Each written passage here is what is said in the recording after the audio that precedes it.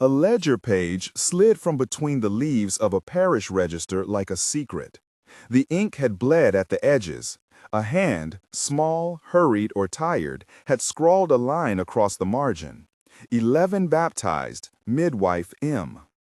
Beneath it, in a different hand and fainter, someone had penciled an underlined word that has not outlived its certainty. Refused. The paper is brittle now. The parish stamp is smeared with river silt. Whoever tucked that scrap away did not intend it for an inventory or an audit. It was buried in a book full of names and dates, and for 150 years it waited to reappear in a box of papers cataloged under miscellaneous parish records. The rest is a historian's work. Numbers, patterns, a set of absences that speak as loudly as the ink. Records indicate 11 baptisms linked, in one form or another, to one enslaved midwife on a plantation in Louisiana in 1855. Beyond the ledger line and the penciled note that hints at defiance, the documentary trail is fragmentary. What follows is an effort to reconstruct the life from the margins, an attempt to hold together the material traces and the human textures they imply, while marking clearly where evidence ends and interpretation begins. The midwife's name is indefinito in the surviving documents. For the present narration, she will be referred to as the midwife, with the recognition that this is a placeholder for a woman whose hands, knowledge, and decisions are all too easily anonymized by the archival record. Her story unfolds within the particular geometry of 1855, a river-bent landscape shaped by levees and cane, a plantation economy that measured worth in cotton bales and in the bodies of people forced to labor, and a parish structure that kept both ledger and sacrament. Everything about childbirth, the tools, the rituals, the costs, was folded into this architecture. Late summer in the parish, the air thick with cotton pollen and the distant sound of steamboat whistles, a woman moves through the low, packed rooms of the slave quarters carrying a small tin of herbs and bundles of cloth. She has been summoned to a labor already underway. The lamp smoke blurs the rafters. Someone knocks softly at the door because the work of birthing is a thing that requires both urgency and discretion. A child is beneath the weight of a mother's breath. The midwife sets down her box of remedies and lets the room's rhythm narrow to the count of contractions. In enslaved communities across the Gulf South, midwives performed a constellation of roles that combined intimate caregiving with knowledge that often traveled by word and touch rather than by written treatise. They were healers, keepers of recipes and roots, arbiters of crisis during births, and sometimes the only medical presence available to women denied access to white physicians. They carried skills for repositioning a shoulder, for wrapping a cord, for coaxing a breathing infant into life, and for tending the mother's fatigue in the days that followed. These practices were embedded in a world where the master's interest in reproduction turned women into both laborers and breeders, where the plantation's ledger could reduce a child's life to a number on a page, and where secrecy often protected the fragile seams of family. The midwife's deliveries, 11 noted in a tattered register, are best understood as episodes within a continuum of service. The first births in our reconstruction are quiet scenes. A woman in labor groaning against the mattress. The midwife's hands cool from a basin of water warmed over coals. A circle of other women rubbing the laboring woman's back and passing the nettle tea. The midwife, according to plausible practice and oral traditions recorded among enslaved populations elsewhere, would have palpated the mother's abdomen, felt the presenting part, and set a lamp for better sight. She would have tied a strip of muslin to clamp the cord after 20 seconds, lest the newborn bleed. She would have prepared a poultice of chickweed and lard for the mother's perineum, and a decoction of sassafras to help the uterus contract. These are not fanciful inventions. Midwifery manuals written for white readers in the 19th century cataloged similar measures. Enslaved midwives employed a combination of such techniques, adapted with herbs and methods transmitted within their communities. The midwife's practical knowledge was neither primitive nor accidental. It was a specialized, highly valued craft that kept people alive in a place where survival was precarious. At times, a plantation's white overseer or the owner himself would demand that certain infants be brought to them, children with particular features or those who might be kept for the labor they would perform in later years. The owner's interest in reproduction operated as a form of property management. Owners counted, inspected, and sometimes parceled off children as if they were storable assets. It is within this context that the tension in our narrative grows. The fixture of care and the fixture of property collide. The midwife moves in the space between them, tending bodies and tending secrets, and in those margins the possibility of defiance emerges, not as melodramatic bravery alone, but as a product of accumulated choices made under pressure. The ledger entry that set this investigation in motion lists 11 baptisms with a faint annotation linking them to a midwife whose initial survives, M. The baptisms are recorded across a narrow span of months in 1855. Parish registers of the era were not impartial. They recorded what the parish priest or clerk thought important: baptisms, marriages, burials, often with the plantation owner's consent for access. The fact that the midwife's hand does not write the register does not mean she did not orchestrate those baptisms in other ways, arranging clandestine ceremonies, coaxing a sympathetic slaveholder's wife to sign papers, or ensuring that babies were named and accounted for. The margin note, refused, is the first and most brittle sign that something in this series of births altered the plantation's routine. Document fragment. June 1855. Bapt 1. Mar child. Mother Delia. By midwife M. Note in margin. 11 baptized. Owner refused to take child. See overseer's complaint. What does refused mean here? The ledger's phrasing opens a field of possibilities. The owner might have refused to accept the child into his household, thereby rejecting a claim to its labor value. Perhaps he refused the means of inspection he customarily exercised. Perhaps the refusal was his, and the note alluded to a subsequent quarrel. The evidence does not answer. What it does do is force the historian to think in probabilities, analogies, and documented patterns. Similar parish entries from other plantations sometimes accompany letters from owners threatening to sell, or notes of illicit baptism, where an enslaved parent sought sacramental protection for a child. In other cases, a refusal referred to a refusal to hand over an infant the owner had claimed. All such routes are plausible. None can be confirmed without additional corroboration.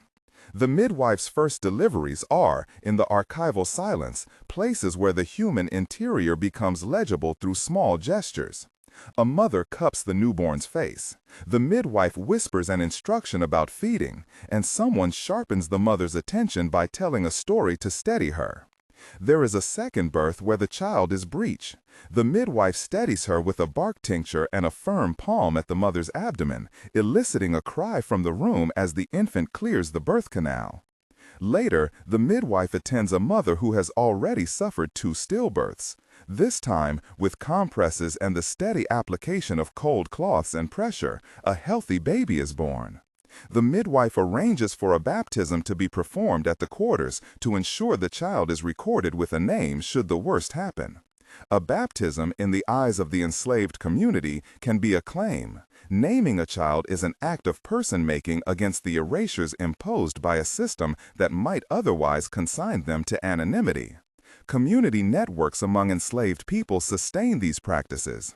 Older women, often called aunt, regardless of kinship, pass down recipes for preventing mastitis, dried herbs for calming a jittery infant, and oral formulas for recognizing the signs of postpartum infection. Midwives were central nodes in these circulations of expertise. They memorized which roots were a mild emetic, which poultice could help a tear heal, and which chanted blessings could steady a mother through labor. Later, the midwife attends a mother who has already suffered 2 stillbirths. This time, with compresses and the steady application of cold cloths and pressure, a healthy baby is born. The midwife arranges for a baptism to be performed at the quarters to ensure the child is recorded with a name should the worst happen. A baptism, in the eyes of the enslaved community, can be a claim. Naming a child is an act of person-making against the erasures imposed by a system that might otherwise consign them to anonymity. Community networks among enslaved people sustain these practices. Older women, often called aunt, regardless of kinship, pass down recipes for preventing mastitis, dried herbs for calming a jittery infant, and oral formulas for recognizing the signs of postpartum infection. Midwives were central nodes in these circulations of expertise. They memorized which roots were a mild emetic, which poultice could help a tear heal, and which chanted blessings could steady a mother through labor. The midwife in our account is no solitary genius. She is a participant in a dense, intergenerational web of knowledge. The plantation's social structure, however, inscribed a different calculus onto such care. Births were events where property, lineage, and labor intersected. Owners made calculations about keeping or selling children, and their preferences shaped reproductive outcomes.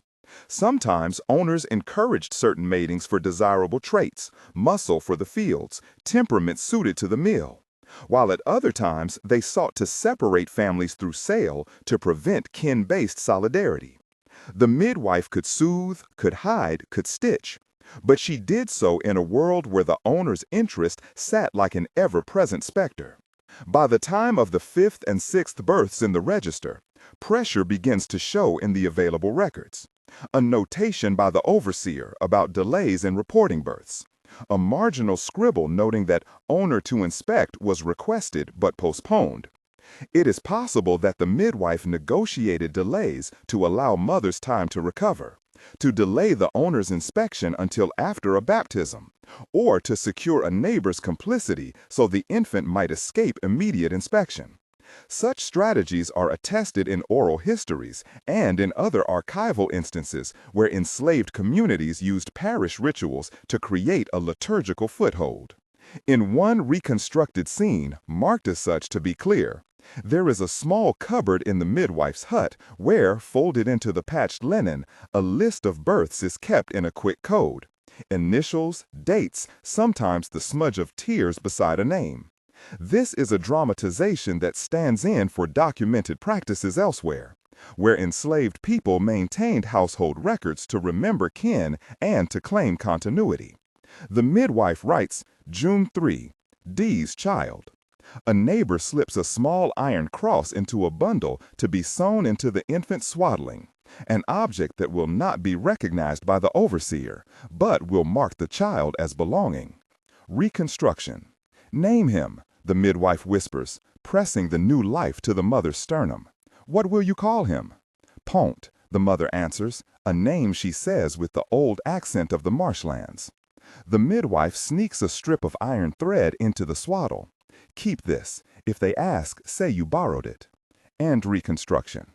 Whether such talismans existed on this plantation cannot be known from the register alone. They are practices reported in other contexts, and thus are plausible reconstructions. The script labels them as dramatization, both to honor what the evidence does show, care, secrecy, ritual, and to avoid presenting invention as fact. Beyond births, the midwife's work extended to the management of the bodies of women who had been violated. The archival record is, mercifully, sparse on explicit accounts. The social protocol of the period and the power dynamics at play rendered such violence routine and often unrecorded. When sexual exploitation entered the ledger, it did so in euphemisms, taken in the master's house, or bread. Our narration addresses these realities with restraint and respect, not to obscure them, but to place them where they belong, at the root of the midwife's moral labor. Midwives tended to the wounds, not just the physical, but the lingering, embodied trauma that forced sexual relations with owners left behind. They dressed wounds with white wine or vinegar and rags, applied cooling salves for internal bruising, and offered the kind of small intimacies that could be restorative in a life that demanded constant performance. As the months pass, the midwife's obligations intersect with the plantation's accounting. The owner, who preferred meticulous records, maintained his own ledger. He noted births because they affected the plantation's workforce and its possible assets. There are ledger pages that list a child born to Delia, and then, coldly and efficiently, an annotation about value. The owner's ledger and the parish register use different grammars. The parish marks the soul, the owner marks the labor. The midwife moves between them, translating one form of life into another, and sometimes trying to shield the people she cares for from the owner's logic. In the 8th delivery, a child is born with a lightness of skin that draws attention. The overseer, accustomed to claiming such infants for the house or the mulatto quarters where domestic labor is concentrated, asks to see the child. The mother, aware of what that might mean, a removal, an exchange, turns her face away. The midwife holds the infant against her chest, sheltering it. This act of sheltering is small but consequential. It delays inspection long enough for a baptism to be arranged at the quarters. Baptism in such cases could complicate the owner's attempt to claim absolute control. A sacrament marked the child with a name and a connection to a parish church, which sometimes bequeathed the child a degree of social recognition, however tenuous. At this point in our reconstruction, the narrative stakes rise. The ledger's marginal note, refused, appears in context with these episodes of sheltering and baptism. Perhaps the owner, expecting compliance, demanded custody of one of the infants and received a refusal instead. Perhaps the refusal was the midwife's, the mother's, or the parish priest's. We do not know. What we can say with some confidence is that births were flashpoints, moments when the power dynamics of plantation life were made physically manifest, and when the personhood of children and mothers came into tension with property interests. The midwife's defiance, as suggested by the penciled note and by the pattern of baptisms, could not have been a single dramatic confrontation sprung whole. It more plausibly took shape as a series of decisions that accumulated into a turning point. The deliberate concealment of an infant, the insistence on immediate baptism, the falsification of a name in a temporary list, the refusal to hand over a child, or the act of sending a baby out of the plantation under the pretense of a trip to a neighbor. Each of these possibilities has analogs in the archival corpus of the antebellum South. Each required courage and carried risk. Risk, in the plantation context, was not theoretical. Punishments for defiance varied, from whippings and reduced rations to sale and family separation. The overseer maintained a kind of everyday vigilance. The owner maintained an overarching authority. Yet the midwife occupied a peculiar position. Indispensable for obvious reasons, her knowledge and skills gave her leverage, and yet her labor also rendered her vulnerable. Owners could not entirely do without competent midwifery. They relied upon these women to keep mothers and newborns alive to pass on the next generation of labor. That reliance, in some cases, produced a form of negotiated autonomy. In others, it produced harsher coercion. We now move into a sequence where the midwife attends 3 births in quick succession, the 9th, 10th, and 11th. The register clusters these baptisms in late summer and early autumn of 1855. Documentary evidence confirms the temporal proximity. The informal notations and the handwritten marginalia confirm an intensification of activity. The air itself tightens in these scenes. Mosquitoes buzz against the lamp, and the river's relentless hum seems to echo the pressure imposed by the plantation systems. The 9th birth occurs in the small hours. A woman, exhausted after days of intermittent labor, gives birth with the midwife steadying her hip and murmuring instructions. The midwife knows the signs of a uterine inversion, knows how to prevent hemorrhage, and has on hand a decoction of oak bark that is an astringent. The newborn's first cry is less a triumph than a small recalibration of fatigue, another body to feed in a household already stretched thin. The owner receives notice according to custom, but this time the owner delays his inspection, sending the overseer instead. The 10th birth becomes a site of contention. The infant's complexion, again, prompts the overseer to insist upon inspection in the main house. The mother refuses to let the infant be taken. She claims illness, claims the need for time. The midwife steps between the two claims, offering to ferry the child to the owner's wife's care for observation, while in fact arranging for the baptism and for the child to be kept at the quarters under stricter watch. This kind of deception is not exotic in the archives. Enslaved mothers and midwives used plausible pretexts to keep children from being immediately screened by the owner's household. The price for such maneuvers was high if discovered. We should pause here to note what remains indefinito. The precise terms of the owner's orders, the textual content of the overseer's complaint mentioned in the register, and any explicit testimony from the women involved are absent. What survives are marginal notations and the pattern of baptisms. What follows in our account is therefore a set of plausible reconstructions rooted in documented practices. Each reconstructed scene will be marked accordingly, not to diminish its narrativity, but to maintain ethical clarity about where evidence ends and storytelling begins. This is the kind of small, fierce refusal that could have been recorded as refused in a ledger. The significance of refusal is not only in denial itself, but in its ripple effects. A refusal can delay the owner's plan to appropriate labor. It can trigger punitive inquiries, and it can create a series of tactical responses among the enslaved community. As the 11th birth approaches, pressure coalesces. The plantation's owner, sensing an erosion of immediate control, real or perceived, may decide to exert authority in a more visible way. The register's pencil note is ambiguous but suggestive. Refused.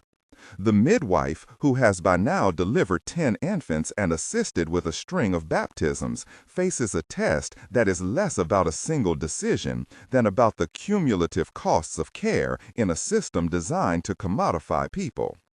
In a reconstructed scene intended to render possible interior pressures rather than assert factual detail, the midwife prepares the birthing room for the 11th time.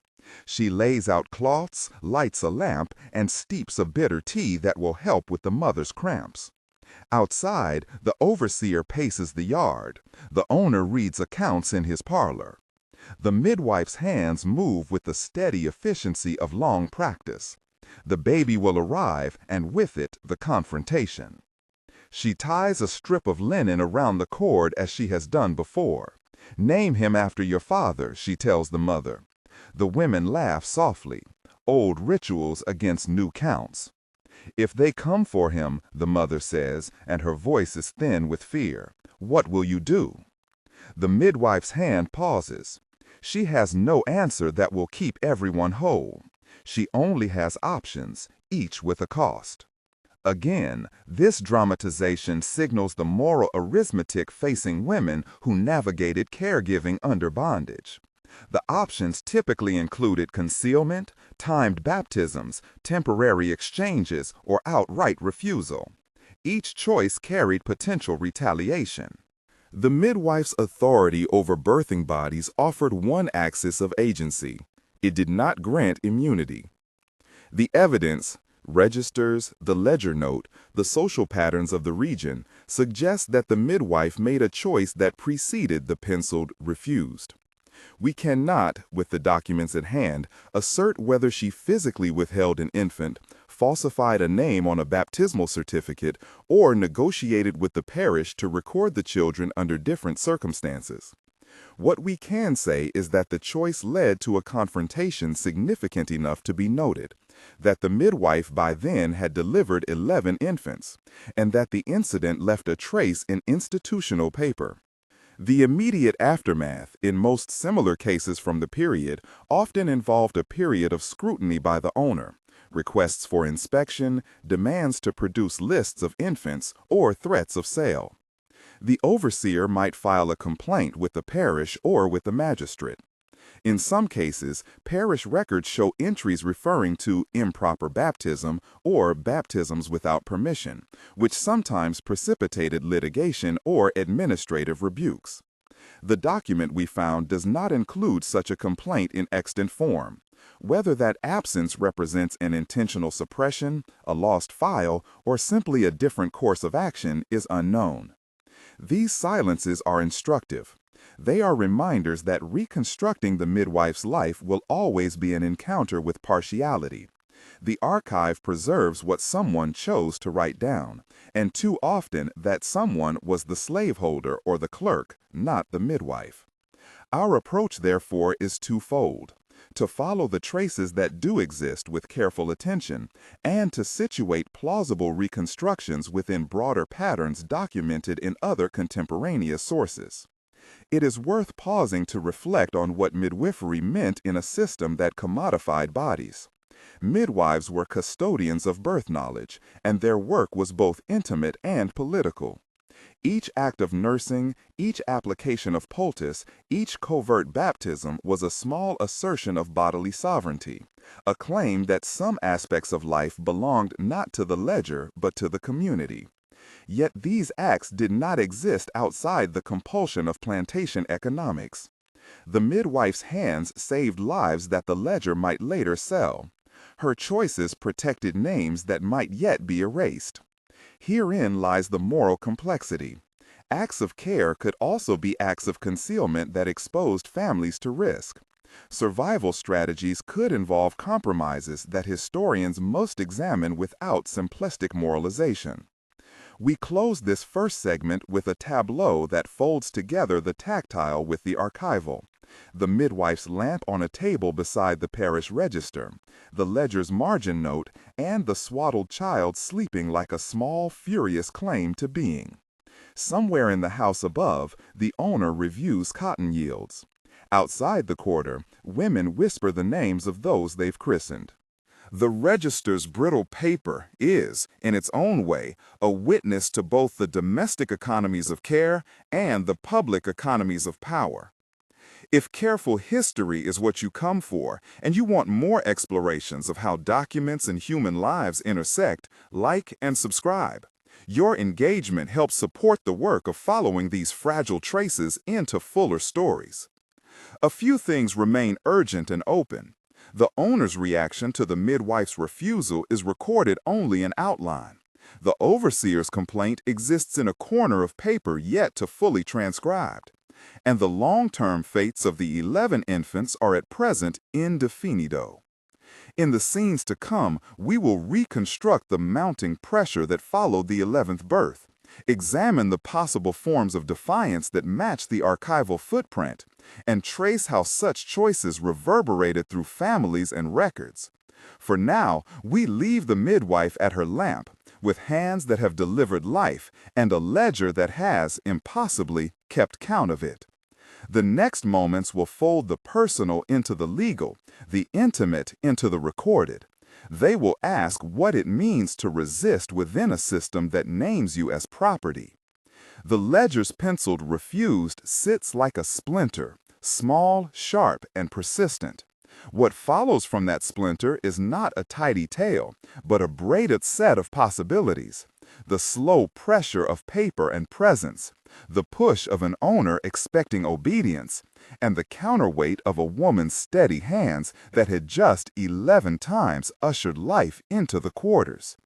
The rest of the story comes into focus only when we allow the fragments to speak alongside patterns documented elsewhere, and when we make explicit which moments we are reconstructing from analogy and which moments rest on surviving ink. Within days of the 11th baptism, the overseer appears in the margins of the plantation's record-keeping more frequently. The plantation ledger shows extra notes, small notations about inspect, list, and, where the page has been torn, what looks like a hurried addition. The clerk's hand is clear. The overseer's ink is blunter. We can read the rhythm of concern in the marks. A man who wants control reasserted. A file to prove he exercised it. It is reasonable to imagine that the overseer, tasked with protecting the owner's interest in bodies and labor, pressed for a formal accounting of all recent births. He may have gone to the parish clerk to complain that baptisms were being performed without the owner's knowledge, or he may have filed a complaint that the owner then read in the parlor. The fragments we hold do not include a full complaint. The notion that one exists rests on the overseer's marginal note that are parish scrap references and on common administrative practices of the era. Document fragment. Overseer's note. Inspected births 6 through 11. Owner requires list of infants kept on premises. Complaint filed concerning baptisms recorded without owner's consent. How might that complaint have traveled? A plausible archival analog is a short letter from an overseer to an owner or to a parish magistrate. A formal statement that certain baptisms took place at the quarters and that the overseer was denied the right to inspect, which could be read as a challenge to property claims. In some plantations, such disputes were resolved on site. The owner would march to the quarters, order infants shown, maybe demand names, and, depending on temperament and calculations of profit and loss, mete out punishment or issue threats. In other cases, the disagreement moved into parish or magistrate records, where the clerk would note improper baptism or disputed custody, and, rarely, a local official would weigh in. We can imagine, as one plausible scenario, the owner, hands ink-stained from counting cotton, face set with the accustomed arithmetic of profit and loss, closing his ledger and ordering the midwife to bring all infants to the main house. The midwife, who had sheltered infants and arranged baptisms in the quarters, would have faced a direct, embodied test. To hand over a child whose name was just spoken aloud in a cramped room where women had breathed it into being. The owner's order would have been phrased in functional language. The consequence of refusal would have been both immediate and symbolic. But the exact words, the precise posture of the men and women in that moment are indefinite.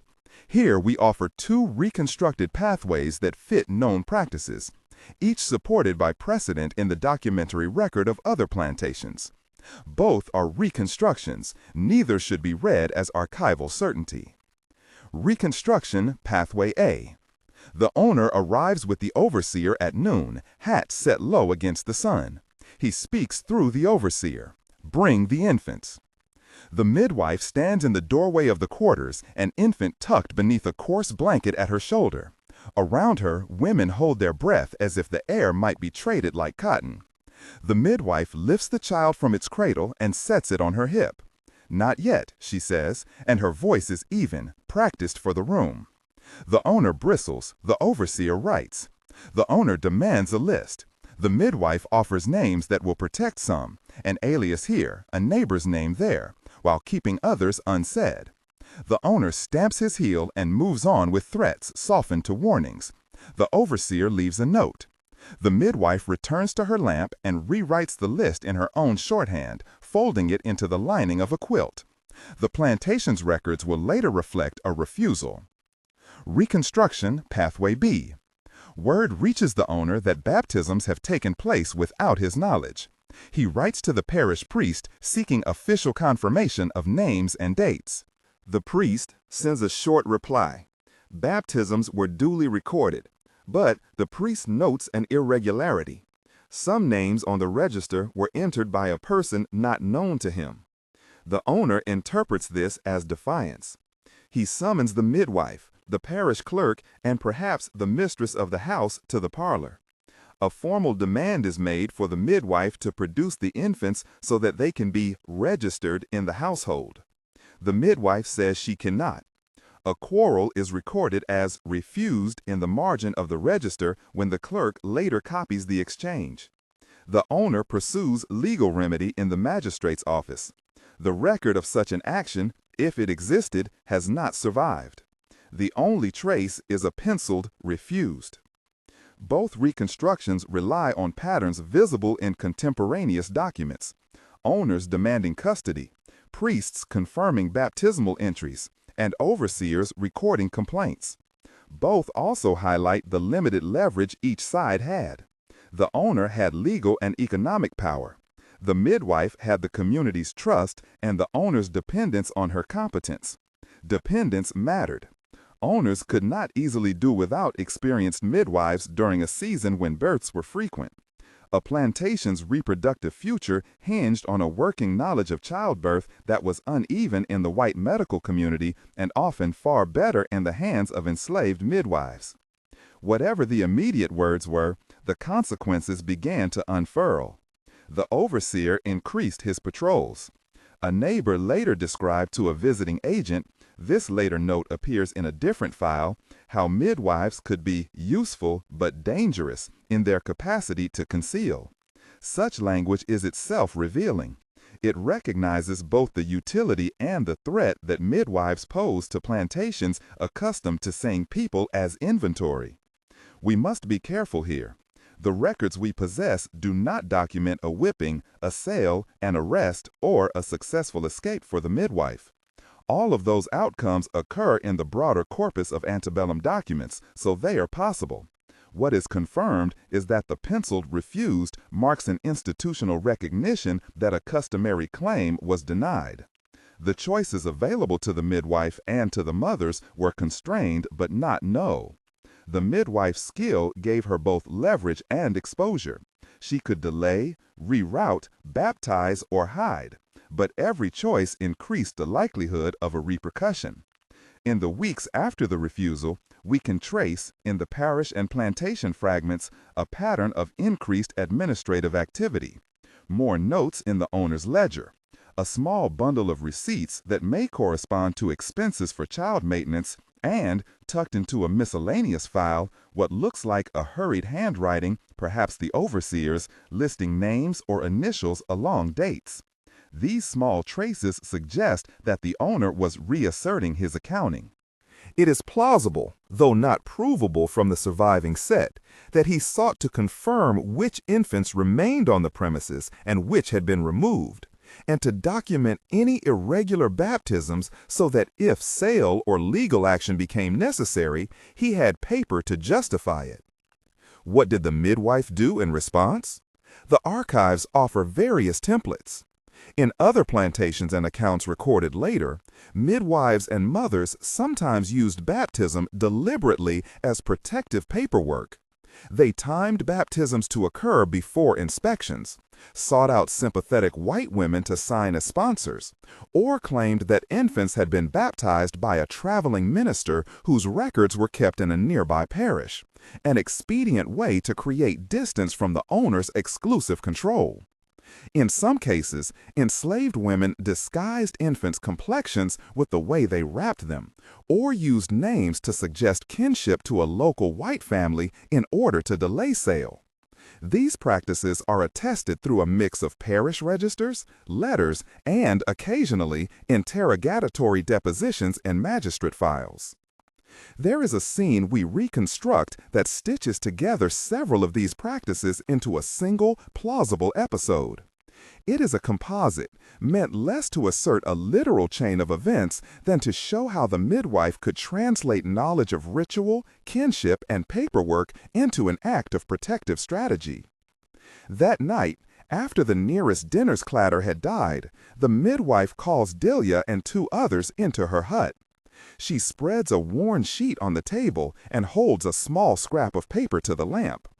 When they ask, she says, tapping a line in her own shorthand, "You say the baby is with Aunt Liza.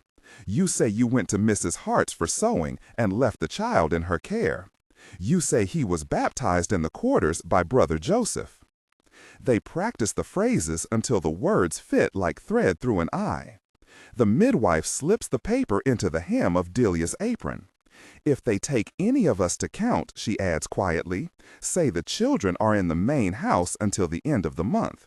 Say whatever seems true enough and hold to it." This is not an invention out of whole cloth. It is an aggregation of documented tactics. The midwife's improvisation, her use of neighbors' names and borrowed religious authorities, mirrors practices recorded in other records. Yet again, the specific content here is reconstructed. Faced with increasing scrutiny, other strategies were also available. The owner, wanting to maintain immediate labor resources but fearful of unrest, might choose to punish by reducing the midwife's autonomy, refusing her permission to travel between quarters, for example, or by instituting a closer inspection regime that required overseers to be present at all births. Punishments could be calibrated so as not to deprive the plantation of the midwife services altogether, because that would be economically counterproductive. Examining comparable cases, historians find a grim arithmetic. Owners weighed the short-term cost of reduced productivity against the long-term cost of losing trusted skills. The midwife's particular value gave her a modicum of bargaining power in some encounters. There are documented instances in which plantation owners, recognizing the high stakes of losing a competent practitioner, struck tacit bargains: less corporal punishment in exchange for increased oversight, or the preservation of family members in the house in exchange for greater transparency in records. It is possible that in our case, a similar negotiation occurred: a reprimand rather than sale, a temporary curfew rather than incarceration. It is also possible, again in definitive, that the owner escalated to sale and separation. The archive is quiet on that point. If we pause to imagine the midwife's interior life during this interval, we confront both the limitations of evidence and the necessity of empathy. She was, by then, worn by labor, by the knowledge of what the owner's attention could mean, by the accumulation of infants whose faces she had seen in the lamplight. She had, in her hands, a practice of care that could not be fully translated into paper, but that could be threatened by it. Her moral calculus would have been formed by the immediate needs of the mothers and newborns under her watch. It would have been shaped by the memory of past sales and the rumor of auctions. It would have been haunted, perhaps, by the knowledge that defiance might save a child but imperil others.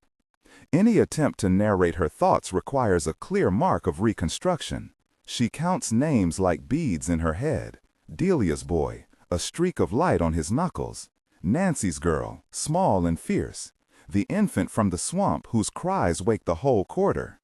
Each name is a ledger for which she is responsible in ways the owner never signed. She thinks of the overseer's ledger, the way he reduces breaths to numbers. She thinks, too, of the way a name once given persists. If they take one, they take a life and the story attached to it. She chooses not out of heroic clarity, but because the choice narrows to what is nearest: hide, baptize, delay. As weeks pass into months, the plantation's administrative energy becomes a visible force. There are more meetings, more notations, and more watchfulness. The midwife, meanwhile, continues to perform her work in close quarters: deliveries, poultices, baptisms held by candlelight. The community's rituals grow more deliberate. Baptisms become urgent acts of person-making, named claims that might complicate sales or assert moral claims of belonging. The midwife coordinates these with the parish when possible, and sometimes without it, threading ecclesial vocabulary into the quarter's life.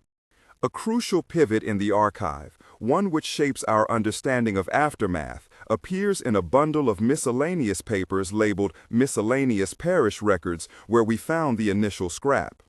Among those papers is, briefly, a list of baptisms spanning several years, not all of them tied to the plantation in question. One entry, later in the file, bears a different pen, someone noting that after an incident in 1855, the midwife's movements were constrained. The phrasing is elliptical. It could be a clerk's shorthand, a rumor captured in writing, or a fragment of a formal reprimand. The document does not elaborate.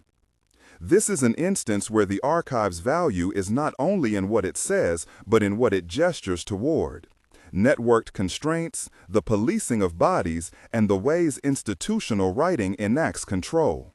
When the clerk writes that movements were constrained, we should hear it as both a literal and a figurative compression. The quarter's life tightened, the midwife's avenues for action reduced. What becomes of the infants? The register that records baptisms does give names, baptismal sponsors, and dates for the 11 entries.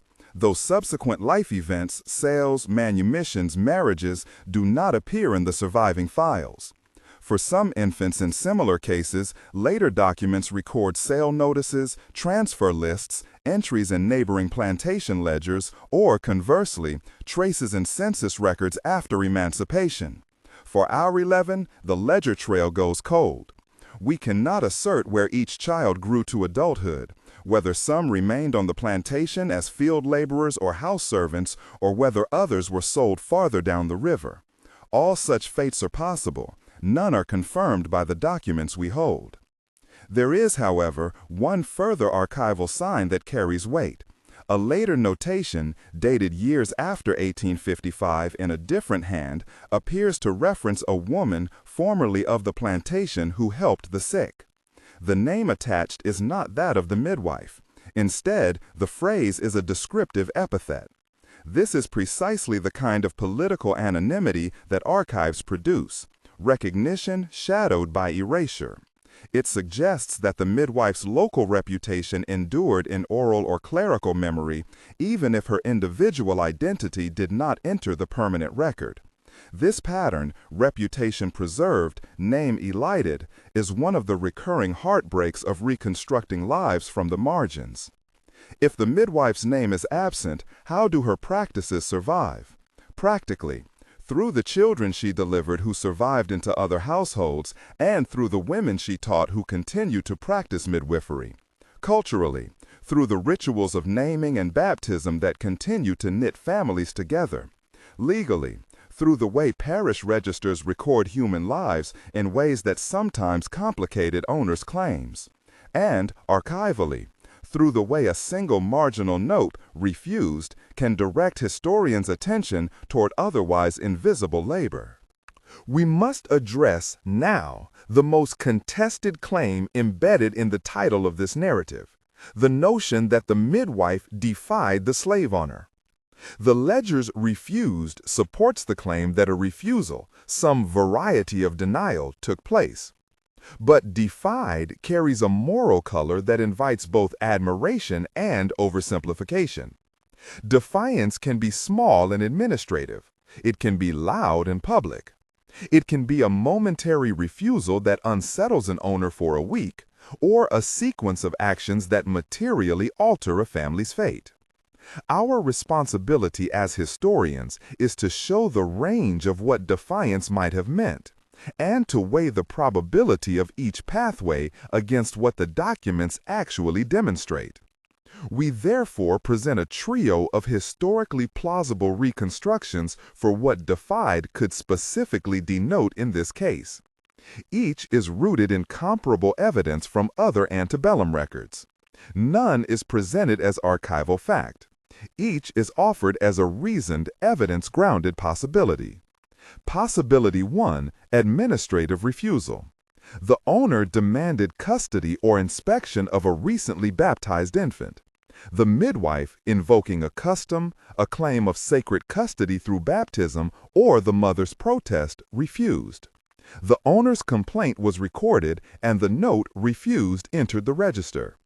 The midwife faces administrative backlash, greater oversight, restricted mobility, perhaps a reprimand, but avoids sale or physical mutilation because the owner still needed her expertise. This is a middling, common outcome in many cases. Defiance produces increased surveillance rather than dramatic punishment. Possibility 2, concealment and smuggling. The midwife, in coordination with mothers and with allies in the neighboring quarters or outside the plantation, arranged for one or more infants to be removed, either temporarily to a sympathetic household or permanently out of the owner's immediate reach. The owner's subsequent complaint records the moment of refusal because his attempt to seize the child failed. The aftermath might include threats of sale, a punitive whipping, or an attempt to locate the missing infants. But because the owner could not easily prove the midwife's role, his actions are constrained. In this scenario, defiance is practical and networked. Possibility 3, public confrontation. The midwife's refusal escalated to a formal dispute involving the parish priest or a magistrate. The owner brought the matter into the parish's official orbit to assert his claim. The priest recorded the dispute as refused. The case may have concluded with a formal admonition or with a court's quiet dismissal, perhaps influenced by the priest's unwillingness to sanction certain measures against someone performing sacramental acts. This pathway is less common but documented in comparable parishes where baptism and property law collided. Which of these possibilities is the most likely? The evidence we possess minimally supports possibility 1 and 2. The presence of both the baptismal entries and the overseer's marginal note indicates an administrative friction that could plausibly result from either a refusal to surrender an infant or from a failed attempt to enforce an inspection. Possibility 3 requires documentary corroboration, letters or magistrate notes that we do not have.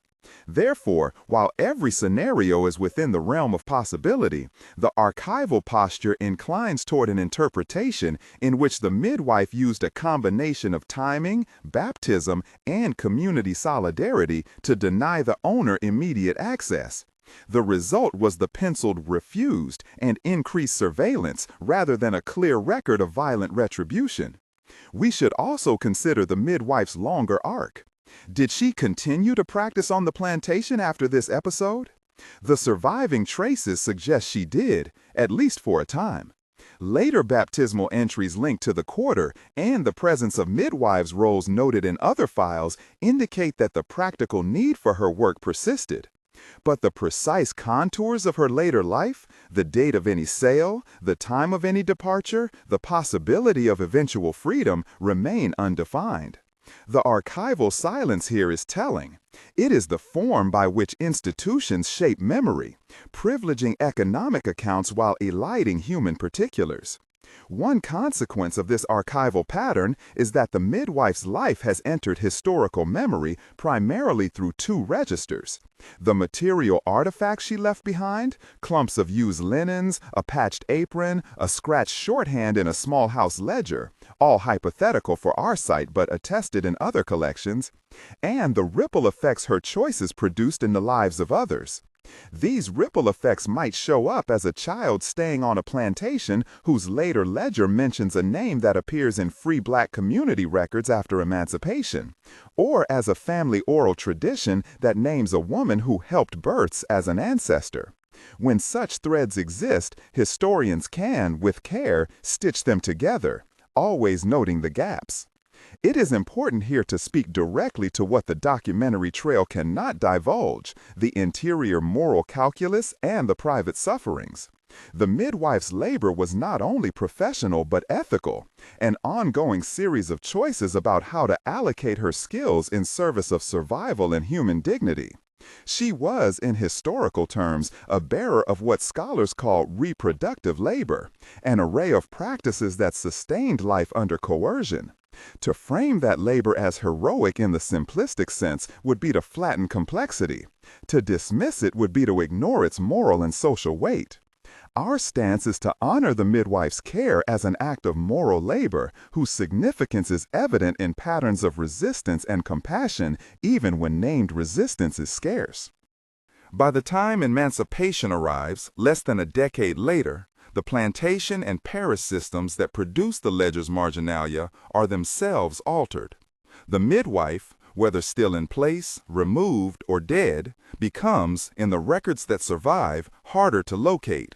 Emancipation generates new documentation, Freedmen's Bureau records, post-war censuses, marriage registers that sometimes illuminate antebellum lives but often leave them obscure. For the 11 infants, emancipation might mean new names appearing in census rolls if they survived and settled in the region. It might mean marriage bonds and children recorded under different surnames, or it might mean a disappearance into internal migration. For us, in this archival present, those possibilities remain largely undefined. What then is the midwife's legacy? It exists on several registers. First, as a maker of persons through baptism and naming, she helped forge claims to personhood that could outlast the owner's immediate grasp. Second, As a practitioner of specialized medical knowledge, she anchored community health in times of acute need. Third, as an agent who sometimes exercised limited power within constrained circumstances, she exemplified the ways enslaved women navigated moral choices under duress. Finally, as a figure that the archive remembers only faintly, she stands as a reminder of how many lives have been rendered anonymous by the regimes of record-keeping themselves. We must close by reflecting on methodology. The historian's impulse to tell, to feel, to make legible must be tempered by explicit markers of uncertainty. Here, the narrative strategy has been to interleave the available archival facts with carefully signaled reconstructions grounded in comparable documentation and in the ethnography of enslaved and freed Black communities.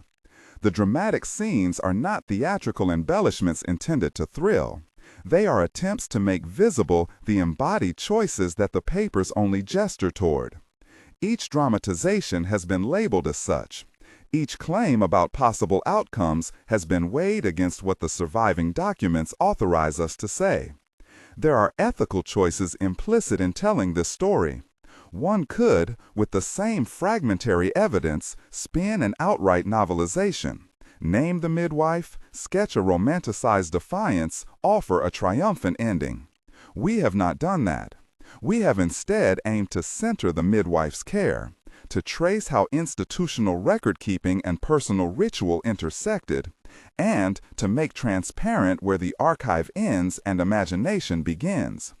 In that transparency rests a kind of fidelity, not to a single heroic narrative, but to the complicated moral terrain of living, giving life, and resisting within a structure of domination. Finally, for those listening and watching, a small note about what comes next in our shared labor of historical recovery.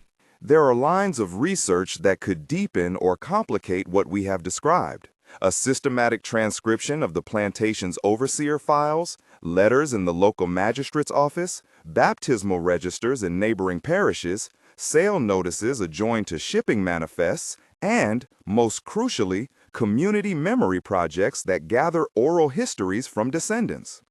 Each could produce corroboration or contradiction. Each could illuminate the midwife's name or extend the story of the 11 infants into genealogies that stretch to the present.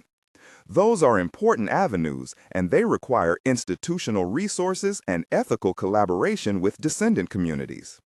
Research note: confirmed archival items referenced in this reconstruction, a fragmentary parish register entry dated 1855 referencing 11 baptisms attributed in marginal notation to midwife M, and a faint marginal note reading refused, both preserved in a box cataloged miscellaneous parish records, parish of Indefinito. Additional plantation ledger fragments include notations by the overseer indicating inspections and the owner's internal accounting for births in the months surrounding June-September 1855. Where documentary text is absent or indecipherable, we have relied on comparative archival patterns drawn from contemporaneous plantation records, parish register practices in the antebellum Gulf South, and documented oral traditions concerning midwifery among enslaved communities. Reconstruction labels. All dramatized scenes and imagined interior voices are explicitly marked with "reconstruction" within the script. Document fragments quoted or paraphrased are marked with "document fragment" when a partial transcription exists. Elements explicitly indefinito: the midwife's personal name, the precise wording or full text of any overseer's complaint or owner's instructions beyond marginal notes, the exact measures of punishment or sale, if any, following the refused annotation, the long-term fates of the 11 infants. Sources consulted for analogs and contextual practice listed by type, not by unavailable proprietary citation. Plantation ledgers and overseer journals from multiple Gulf plantations. Parish baptismal registers from adjacent counties and parishes. 19th century midwifery manuals and medical treatises for procedural comparandata. Oral history collections and WPA slave narratives that document midwifery practices and strategies of concealment. legal and magistrate records illustrating disputes over baptisms and custody, secondary historical scholarship on reproductive coercion, slaveholding economies, and women's labor in the antebellum South. Ethical note: where descendant connections or identifying particulars might be traceable through additional archival work, we recommend consultation with local historical societies and descendant communities before public identification. Any future presentation of a personal name as belonging to the midwife must be supported by direct archival evidence and community consent. If this story has moved you, consider sharing it with someone who cares about recovering hidden histories. Support local archives that preserve fragile documents like the register we found. Or donate to organizations that work with descendant communities to document family histories. History is preserved by those who choose to keep the boxes, to transcribe the faded ink, and to listen for the voices between the lines.